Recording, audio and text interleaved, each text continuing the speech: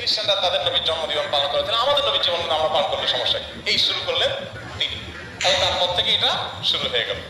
অতএব এই কাজগুলো যেগুলো আমাদের সমাজে করা হয়ে থাকে সেগুলো উচিত নয়, এবং এগুলো থেকে আমাদের বেঁচে থাকা উচিত। আচ্ছা হুজুর, ঠিক আছে, আমি বুঝতে পারছি। আচ্ছা তাহলে রাখি, আসসালামু আলাইকুম।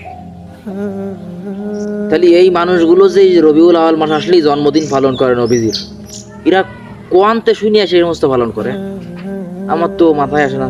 এই মানুষগুলো আছে সুবিধাবাদ জিন্দাবাদ, বন্ডামি করা যায় হয়ে পায় না।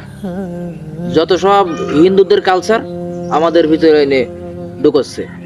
যে দিবসটা নবী নিজে কোনোদিন পালন করেনি, আমাদের সে তাকে বেশি ভালোবাসতেন তার সাহাবা ইকরামগণ, তারাও কোনোদিন এ সমস্ত পালন করেনি। 1400-1500 বছর পরে এসে আমরা পালন করতেছি, পাইছি কোন এগুলো? যে কাজটা ইসলামের ভিতর নেই সেইটা আমরা